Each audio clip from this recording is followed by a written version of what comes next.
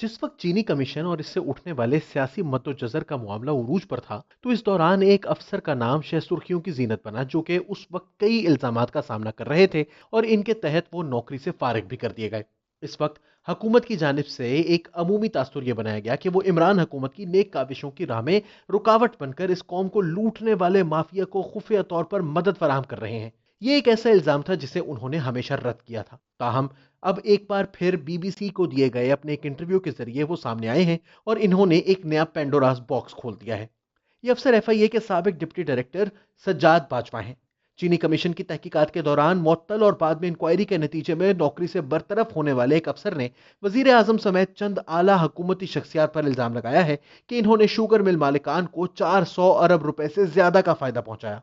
Intelligence bureau यानी IB की एक खुफिया रिपोर्ट की बुनियाद पर होने वाली इंक्वायरी के नतीजे में चीनी कमीशन की तहकीकात के दौरान शुगर मिल्स मालिकान के साथ नॉन प्रोफेशनल ताल्लुकात और हसास मालूमात के तबादले जैसे इल्जामात साबित होने पर वफाकी तहकीकाती इदारे यानी एफआईए के डेप्यूटी डायरेक्टर सज्जाद मुस्तफा बाजवा को नौकरी से बरतरफ किया गया था। बीबीसी ने लिखा कि सज्जाद मुस्तफा बाजवा का कहना था कि इनके खिलाफ इल्जामात में जरा भी सदाकत नहीं है। इनके बकौल इन्हें नौकरी से हटाने का फैसला बहुत पहले हो चुका था और इनके खिलाफ इंक्वायरी तो महज कार्रवाई का हिस्सा थी। बीबीसी ने इनके हवाले से लिखा कि चीनी कमीशन की इंक्वायरी के दौरान जैसे ही मैंने चीनी की अफगानिस्तान स्मगलिंग, चीनी के कारोबार में स्टेट बैंक, एसईसीपी और एफबीआर जैसे इदारों के किरदार के मुतालिक सवालात उठाए, उसी वक्त हुकूमत में शामिल कुछ ताकतवर लोग मेरे खिलाफ हो गए जो नहीं चाहते थे कि मैं इन पहलुओं पर तहकीकात करूं जिनसे इस माफिया को काबू किया जा सकता था। वजीर आजम के मुशीर बराए एहतसाब और दाखिला अमूर मिर्जा शहजाद अकबर ने सज्जाद बाजवा की तरफ से लगाए जाने वाले तमाम इल्जामात को यह कहकर मुस्तरद कर दिया है कि इनका या वजीर आजम का इस मामले से कोई लेना देना नहीं और वो तो सज्जाद बाजवा को जानते भी नहीं है।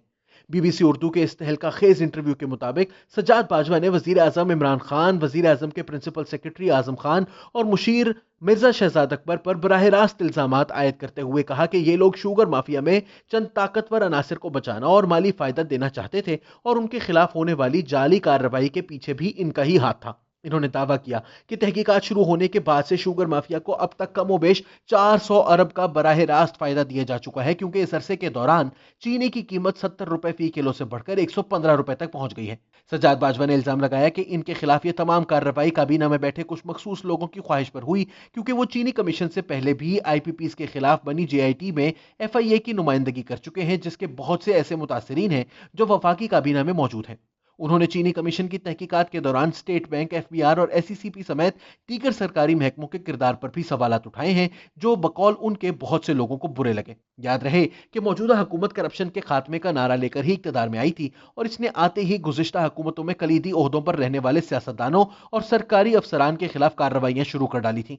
इनमें साबिक सदर आसिफ अली जरदारी, साबिक वजीर आजम शाहिद खाकान अब्बासी, साबिक वजीर आला पंजाब शहबाज शरीफ, साबिक प्रिंसिपल सेक्रेटरी फवाद हसन फवाद समेत बहुत से अहम नाम शामिल हैं। मुस्लिम लीग नवाज के एक वक्त में 8 दर्जन से ज्यादा रहनुमा जेलों में मौजूद थे और मुख्तलिफ मुकदमात भुगत रहे थे। कुछ यही हाल पीपल्स पार्टी की सीनियर क्यादत का भी था। हुकूमत वक्त पर बार बार मीडिया और अपोजिशन की जानिब से यह तनकीद देखने में आई थी कि हुकूमत के अंदर मौजूद बहुत से लोगों के खिलाफ नैब कोई कार्रवाइयां नहीं कर रही, इनके केसेस पर एफआईए भी खामोश है और वजीर आजम इमरान खान भी इन पर लगे इल्जामात के हवाले से सरफे नजर करते दिखाई देते हैं। ऐसे में जब चीनी कमीशन की रिपोर्ट मंजर आम पर आई तो बहुत से लोगों ने इस पर हुकूमत की तारीफें भी की और हुकूमती वुज़रा ने इस पर खुद को भी बहुत सी दाद दी। लेकिन इसके बाद शुगर कमीशन का क्या बना? वजीर आला पंजाब जिन्होंने चीनी मिल मालिकान को सब्सिडी दी वो अपनी जगह पर बरकरार हैं। वजीर आजम इमरान खान जिन्होंने सब्सिडी दी वो भी वहीं के वहीं हैं। असद उमर जो सब्सिडी देने के वक्त वजीर खजाना थे आज वजीर मनसूबाबंदी हैं। खुसरो बख्तियार का नाम इस कमीशन में आया था, वो भी काबीना का हिस्सा हैं।